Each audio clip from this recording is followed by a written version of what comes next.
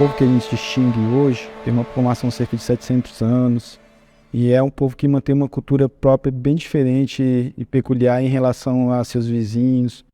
Eles habitam a maior parte está no Brasil, entre Amazonas e Roraima, cerca de 25 mil, mas os dados ainda estão sendo aprimorados através de um censo que está ocorrendo nesse exato momento. E na Venezuela estima-se que seja cerca de 14 mil. O povo Yanomami, eles mantêm uma relação muito próxima com a natureza, né? A natureza não é um objeto, como a gente tende a ter, né? Uma distinção que a gente faz entre cidade e floresta, entre meios diferentes. Para eles, a natureza é um ser vivo, né? Um ser vivo que interage com eles durante toda a vida dos sujeitos, dos indivíduos, né?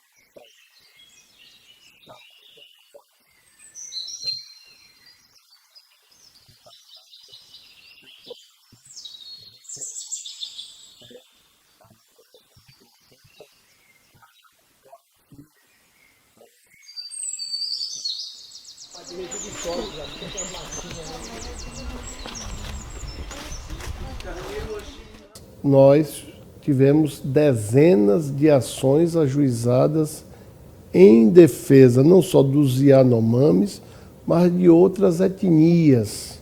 Também dezenas de ofícios foram expedidas ao longo da nossa gestão para os órgãos competentes e governos estaduais para a promoção da segurança alimentar de etnias, especialmente Yanomamis, assim como a prestação de serviços médicos e odontológicos. E a primeira invasão que aconteceu, né, década de 80, 90, né, e como o povo Yanomami sofreu. Depois que foi demarcada a terra indígena Yanomami, 5 anos, né, tiraram todos os garimpeiros, combateram a malária e outros tipos de doenças, né. E em 95, 97 a gente tinha em paz, a gente tinha as comunidades de vida, cuidado das comunidades, né? Caça, pesca e saúde, né? A gente tinha cuidado com as crianças, né? A gente vivenciou aqui na terra indígena Yanomami, a gente presenciou situações em que o garimpo ilegal está ao lado dessas comunidades, poluindo a água que eles bebem com mercúrio, gerando uma série de agravos à saúde dessa população que se encontra desassistida e sem sustentabilidade na sua própria manutenção. Pelo Brasil afora, eu diria que literalmente de norte a sul, você tem situações muito graves ocorrendo, em que é não só necessário, mas é urgente a atuação do Estado brasileiro. E eu não falo do governo, eu falo do Estado brasileiro que, ao nosso ver, nesse período foi falho, foi omisso, deixou que a situação se agravasse, e porque não adianta só também, mesmo que você estivesse prestando um serviço de excelente qualidade, mas o entorno, do que está acontecendo no entorno das comunidades indígenas é que está provocando essa situação. Então, sem uma atuação sistêmica de vários órgãos do Estado, essa situação não vai mudar.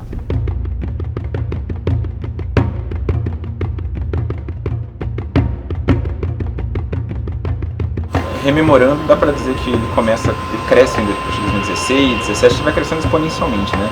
2020, 2021 dá para dizer que é o grande boom. Isso a gente verifica por vários critérios, né? Primeiro é o aumento das cicatrizes da floresta, né? Dos aletas que nós temos acompanhado, né? E também pela mudança de perfil do garimpo, né? Passa a ter uma estrutura muito maior, um maquinário mais complexo, sofisticado. E também um grande número de aeronaves inclusive de alto valor econômico, né? Isso muda a escala do garimpo, né? O garimpo que às vezes pode-se ter uma visão romântica, que ela seria feita de uma forma artesanal. Isso hoje não se confirma pela realidade. A realidade mostra que é realmente uma atuação organizada, estruturada, profissional, né? E realmente em grande escala, né? Que é o que intensifica a lesão socioambiental, por um lado, e por outro, aumenta a lucratividade dessa atividade. Nós temos um vasto acervo de evidências, provas, todas colocadas em ações judiciais, que demonstram que o Estado brasileiro não executou a proteção territorial prometida pela Constituição em favor dos Yanomami. Desde 2017, o Ministério Público Federal vem tentando na Justiça que o Estado brasileiro implemente bases de proteção no território Yanomami e que execute operações policiais para a retirada de garimpeiros. Essas decisões judiciais foram apenas parcialmente cumpridas, e o resultado dessa falta de proteção territorial é que nós assistimos nesse momento, uma crise humanitária dentro da terra indígena Yanomami. Nos últimos 4 anos, a situação ficou muito diferente, né? Crianças, adultos ficaram muito doentes e foram para Boa Vista, como a Casai está muito lotado, né? Pelo menos tem 800 pacientes lá na Casai, né? Porque não houve atendimento nas comunidades. Tem muitas comunidades que não há atendimento de saúde. A pessoa de saúde, equipes vão lá para resgatar pacientes graves, né, e manda para Boa Vista. E outros ficam aqui para fazer tratamento, quanto tem tratamento. Os pacientes chegam aqui ruim mesmo, entendeu? Adulto dessa idade aqui, eles não conseguem andar todos os dias tem 3, 4 remoções, principalmente crianças, que tem muito crianças desnutridas, de malária. Se a gente olhar dados de remoção, por exemplo, de 2016 a 2021, isso que me chamou a atenção, 2016 a 2021 foram 485 remoções. Nos últimos 15 meses foram 300 remoções, um aumento de 100%. E basicamente dessa região, porque a unidade de saúde fecha, a saúde agrava, e aí precisa remover um paciente para Boa Vista. A garimpo agrava a situação de saúde pública, que demanda mais remoção, a saúde vai ficando mais cara, um círculo perverso, né? A saúde se deteriorando e ficando cada vez mais cara. Isso é um grande gargalo para a saúde Yanomami, né? Porque quanto mais recursos coloca, a saúde não melhora, porque você investe tudo em hora boa para tratar paciente urgente, né? Isso é um ponto delicado.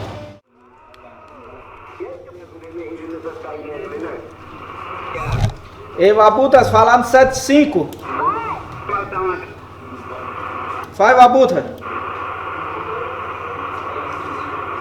Vai, Vabuta. Chamou aqui?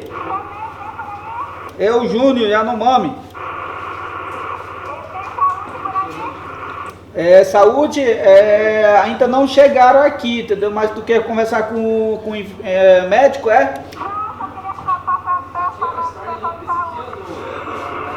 Não entendi. Vou procurar aqui. Quando os profissionais vão para a comunidade para resgatar, os profissionais vê 10 crianças ruim, mas tem que escolher quem está muito mal.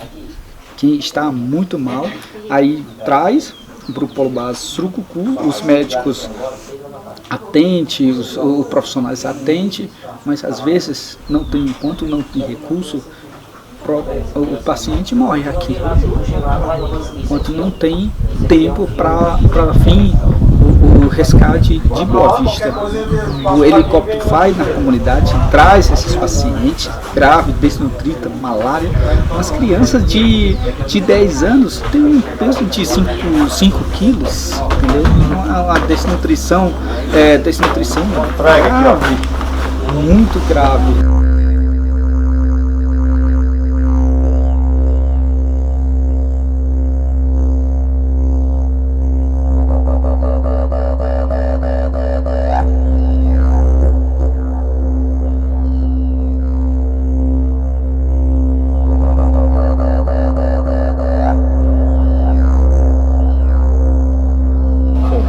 De 3 milhões de reais, junto com uma empresa, para fornecimento de 95 itens da lista de medicamentos essenciais. Então, boa parte desses medicamentos não foram efetivamente entregues, embora integralmente pagos, e isso a investigação demonstrou, né, que houve um grande desvio de recursos públicos para custear esses medicamentos essenciais, né?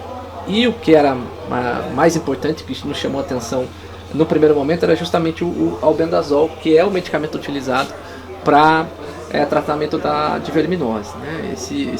E as denúncias chegaram justamente porque existiam episódios graves de verminose entre os indígenas, que chocaram, né, o Brasil todo, foram justamente de crianças, né? E daí começou a investigação do Ministério Público Federal.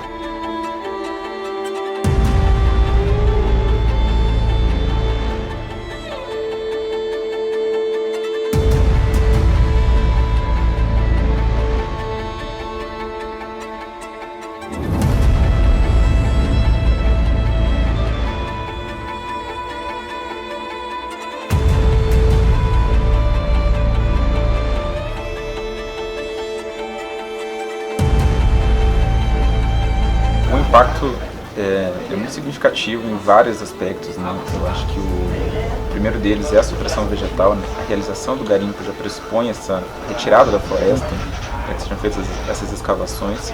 O uso de mercúrio é gravíssimo, contamina as águas, né?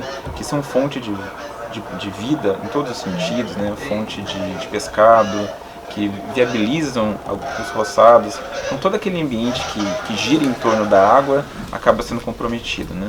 E isso, quando a gente visualiza a terra indígena Yanomami, que é uma terra indígena de proporções gigantescas, dá para compreender como que isso tem um impacto significativo em todo o estado de Roraima, até porque quando a gente imagina um rio, ele se insere no contexto mais amplo de uma bacia.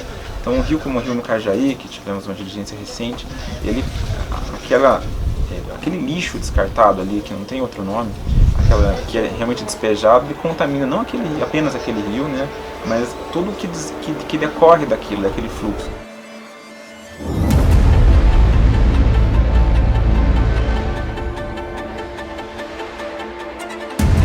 O estado de Roraima passa há alguns anos por graves problemas que contribuem não só para onerar excessivamente a sua população, assim também para os órgãos do Estado brasileiro atender a demandas com saúde, alimento, mobilidade, enfim, para cuidar da etnia Yanomami.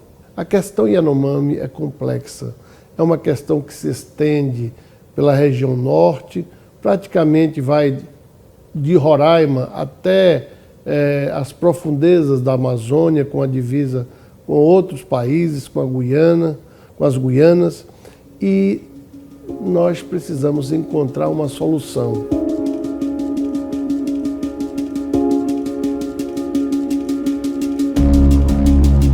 Embora tenhamos um vasto acervo de provas, é preciso explicar a real dimensão dessa tragédia humanitária, e isso é importante de ser feito a partir do relato dos próprios Yanomami, suas comunidades, e também do diagnóstico local dos impactos ambientais que o garimpo trouxe para essas comunidades Yanomami. É importante que essa investigação se aprofunde para o esclarecimento das causas dessa desassistência completa em relação aos Yanomami, e que se verifique qual o grau de participação de cada agente público nesse conjunto de omissões, de maneira a entender como isso de fato aconteceu e propor políticas públicas que impeçam que esse tipo de situação aconteça novamente.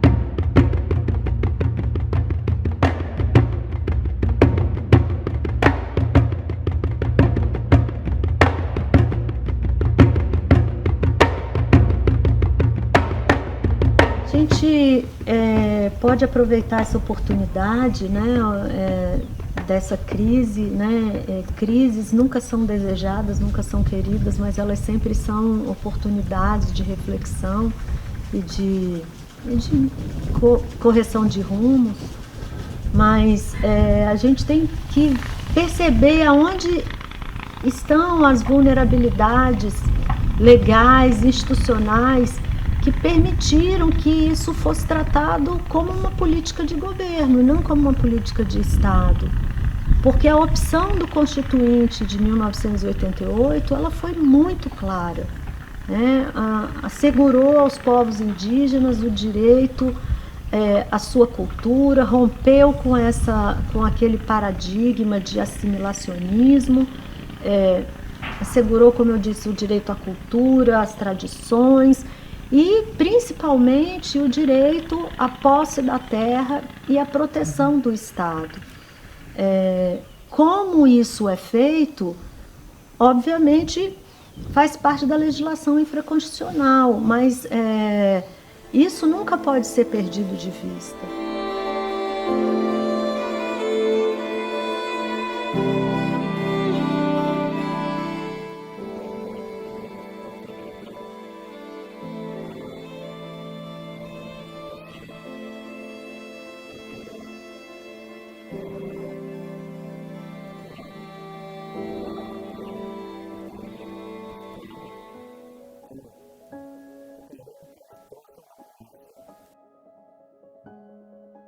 A primeira coisa que a gente tem que observar é que os povos indígenas são povos como a gente, né? Eles não são diferentes de nós em termos substanciação de seres humanos, são brasileiros, mantêm os mesmos direitos e deveres que a gente, né?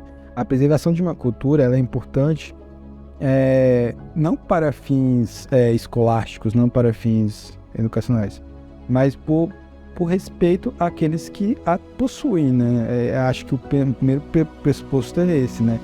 A gente entender que a gente não tem direito de falar com um grupo, uma coletividade, deve viver ou morrer. O cerne da questão é que essas populações têm direito a essa proteção. Os governos não fazem nenhum favor para essas populações. É um direito que é constitucionalmente assegurado.